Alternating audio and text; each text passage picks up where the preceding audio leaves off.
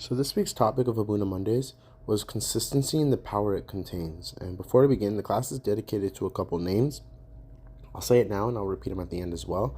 It's for Refuah Shalema for Leah Lilach Bat Sarachana. May she have an immediate, speedy, full recovery. As well as a Luli Nishma for Gabrielle Masoud Bat Sarah and Roger Asher Ben Marcel. May both of the Neshamas have the ultimate Aliyah.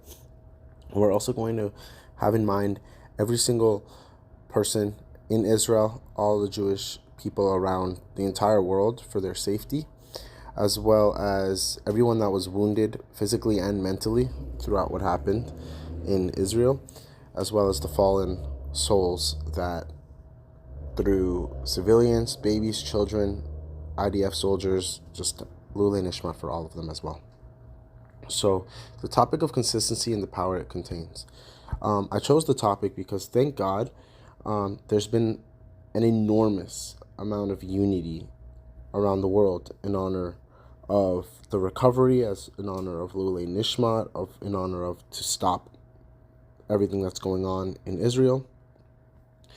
But the thing that I really wanted to mention was the fact that I can't help but notice every single time there's a tragedy, every time there's a disaster that occurs, there's so much unity in the Jewish community, in the Jewish religion as a whole.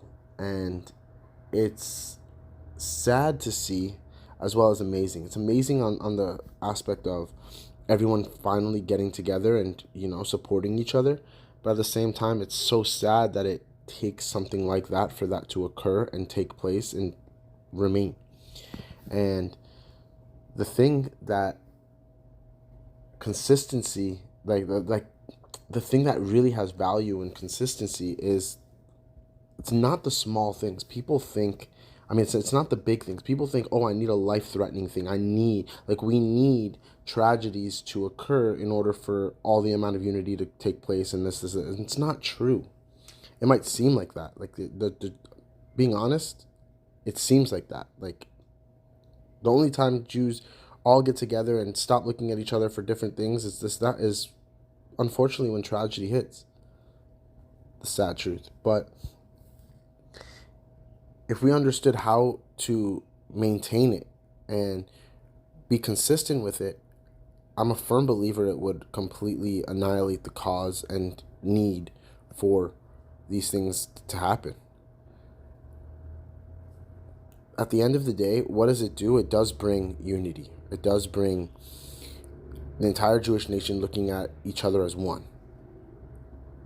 But what if we were already doing that?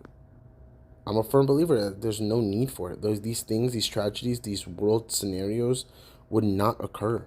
It just wouldn't. Because the truth is there's so much value in unity. There's so much value in numbers. And us as the Jewish nation, we're so small. We're literally microscopic. If I'm correct, it's like 0.02% of the population. But yet we're still around. We're probably the most hated group amongst any group in the world.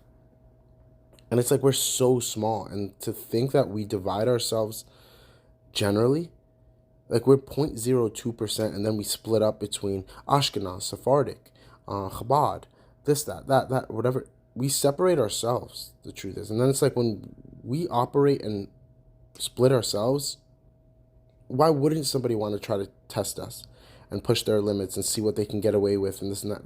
But when we're united and we're one, there's so much value there. There's so much, the number doesn't matter anymore because we walk in a clump, we walk in a group.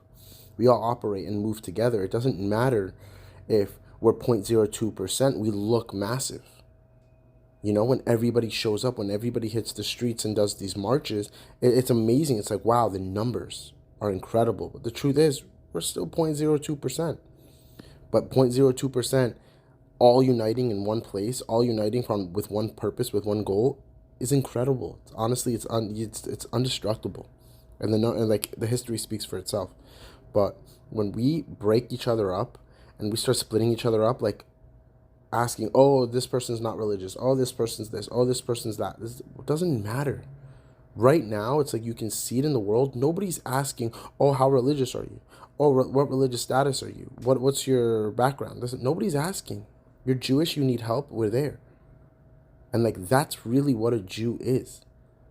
You know? Like that's literally what a Jew is. That's exactly what Hashem has had in mind when he created us. When he formed us, that's exactly what he had in mind, was the unity aspect. And it's just sad to see that the unity seems to only come through tragedy. And whatever it is, maintain it. If you firmly believe that taking on a good deed is helping the soldiers in Israel, the civilians in Israel recover, then around like if we're expanding on the same logic, if we're maintaining it, if we're doing it to begin with, it would then prevent it from ever happening to happen. But the thing is, we take upon things and then we stop hearing the news. It seems like everything's calmed down and we go right back to our old ways. And right when we're getting back into our old ways, something new occurs. Every single year there's something, unfortunately. But at the same time, every single year, Jews get together and build back up. So it's like just enough is enough. Don't break apart. Maintain it. The amount of unity that's going around, nobody's questioning anything. Everyone's just like, you're Jewish, I'm there. You have a Star of David, you're a brother. You're a sister. It doesn't matter how religious you are or what's your background and this is the no. Everybody's supporting everybody right now. And that's the way it should be. And if like the fact that we're having that now, let's just maintain it. Because we will win this war. It's not a question if we're gonna win it. We've done it hundreds of times in history, and we'll continue to do it. But the thing is, it's like it's so painful to have to see so many lives being taken, so many people's lives affected by something that I'm a firm believer can be avoided. And it's look at each other for what we are, and we're Jews. At the end of the day, that's all we are. Not one person is not better than the other. It doesn't matter if your background's better, you're better appearing looks wise, you have a better job, you have better financials. It doesn't matter. You're a Jew, you're just as equal as every other Jew around you. And it's like that's what we need to see. And Baruch Hashem, that's what we have right now. And I'm just wanted to come on here and just express that's what we need to maintain. Every single year, every single day, wake up with that same unity aspect. The shuls in general need volunteers. Not just to send stuff to Israel. They do. Every shul needs volunteers. But it's like, well, only volunteer when it's, there's everything going around. Yeah, I can spare some time. Nothing changed, though. Nothing changed in your daily schedule. You still have a ton of work to do. You still have a ton of responsibilities. But at the end of the day, you still found time to go and volunteer. Do that on the weekly. Do that on the daily. You know? Preventative things are significantly better than having to recover. I'd rather it never have to happen. So, again, the names for this week are Refuah Shalema for Leah Lilach Bat Sarah Chana, may she have an immediate, speedy, full recovery, and Lulei Nishma for Gabrielle Masauda Bat Sarah and Roger Asher Ben Marcel. May both their neshamas have the ultimate aliyah, as well as in honor of the safety of Israel and everyone there, as well as everybody that was wounded, may they have speedy, immediate, full recovery, that's mentally and physically, and to every single fallen soul, whether soldier, civilian, baby, elder, may they all, every single neshama, have the ultimate aliyah. Thank you.